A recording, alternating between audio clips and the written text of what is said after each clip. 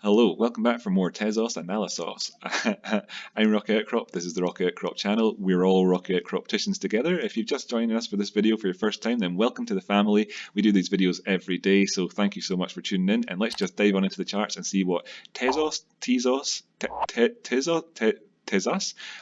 Also, I don't know how to pronounce this thing. If you could let me know in the comments, that'd be appreciated. Let's see what it's been doing though.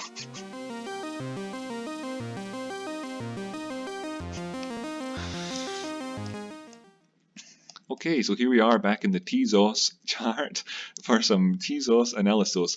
And we've got XTZ versus USD. This is the Coinbase chart here. And we start on Coinbase and we jump over to HitBTC when we're looking at this asset normally to try and figure out where things are going. Because there's been a bit of a disparity in the pricing across the different exchanges. We don't know whether that's down to withdrawal issues on HitBTC.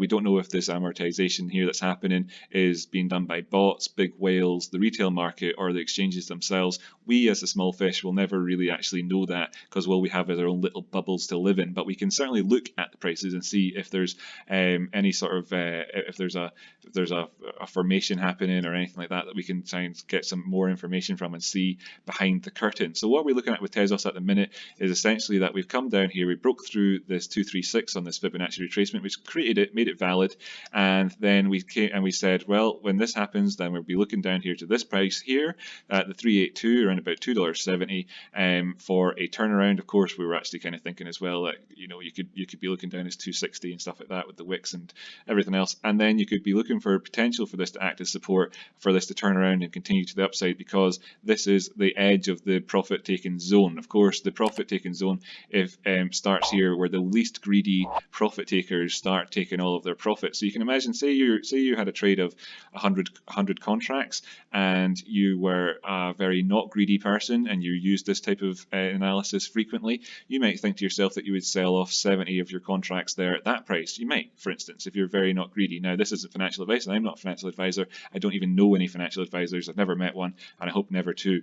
But that's a lie. I know loads of financial advisors, and you should know your own. But whatever, who cares? And down here, you can see as well that we've got the 50% in at the $2.30 mark. So if it were to have broken down here and gone beyond it, we would have expected it to go down to $2.30, in which case you could have sold off the remaining 30 of your contracts, right?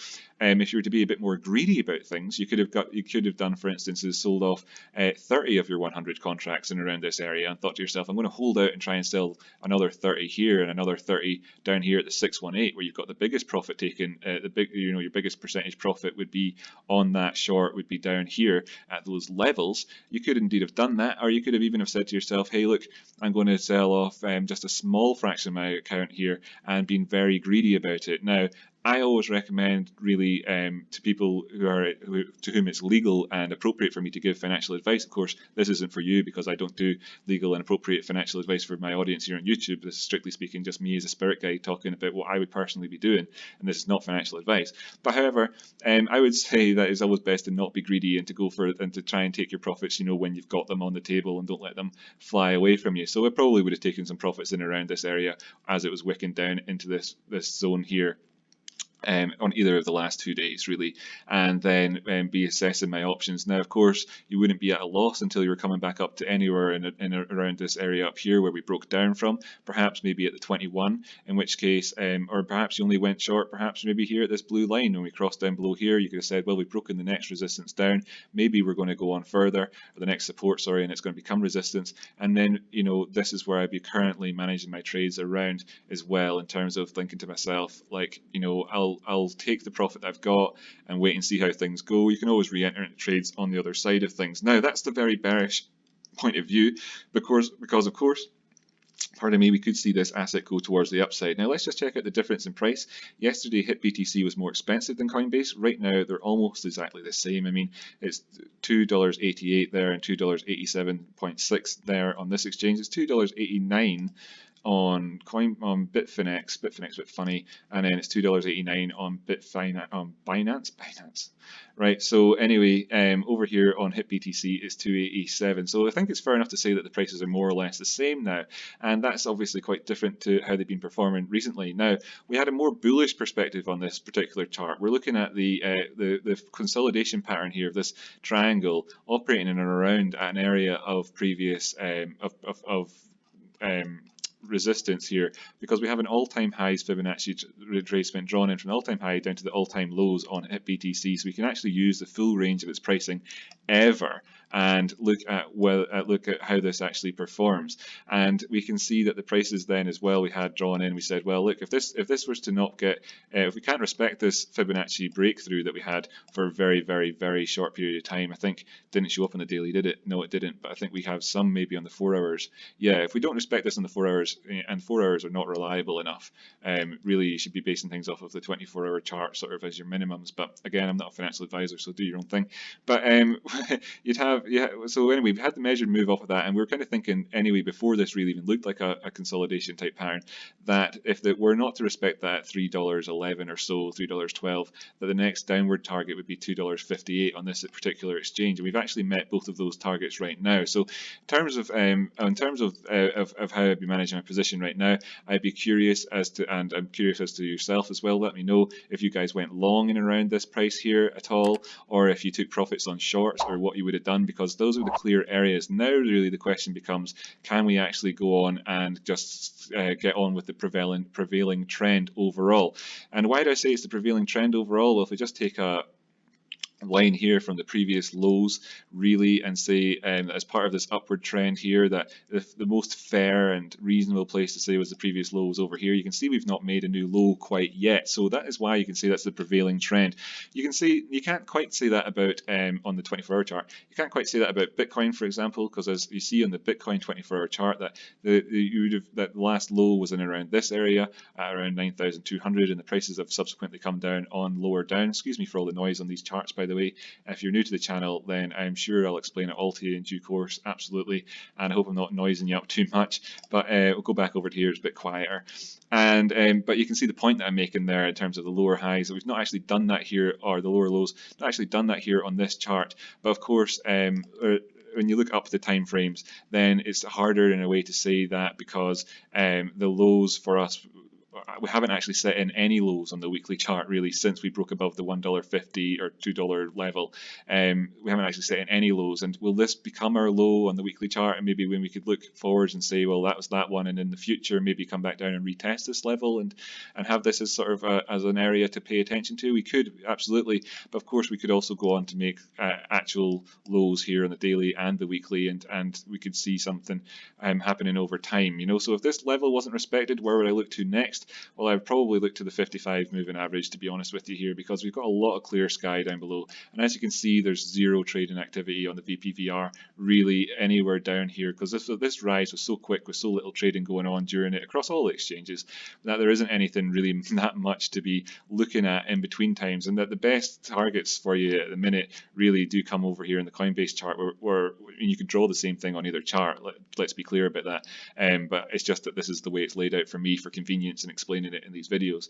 The next targets, of course, is like we said down there at 230 and that sort of thing. So if we look over to the HitBTC chart, and where do we see 230? Well, you've got clear air really, because we're at 250 now, and there's nothing here, and there's nothing, you know, there's very, very little. So maybe this line here is where you'd see the next. Is that going to let me choose a new one? Yeah, it is. Okay, so maybe in here, is that around about 230 where that is? 226, well, you know, in and around this area would be potentially where you could see your next one, and I suppose that has some sort of confluence with this wick here down below, so there must be some sort of support somewhere, whether or not it's actually represented on this particular exchange really at that level. So that is something to be aware of.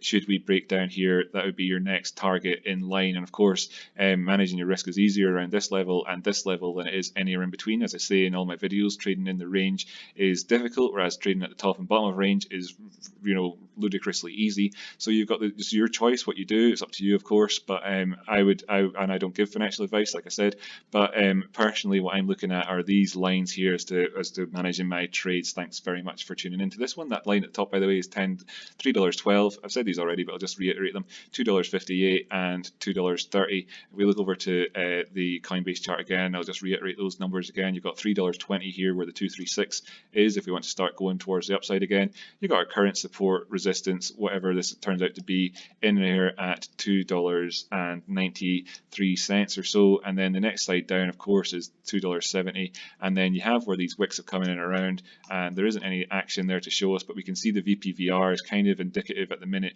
that there's the potential for support to be in and around that area there. So that would be the next one, and then of course you've got the 50%. Well, that's 255 by the way. Then you've got the next one at 236, the next one down at 229. Okay, so that's kind of where we're looking at the minute. Thank you so much for tuning in. Thank you.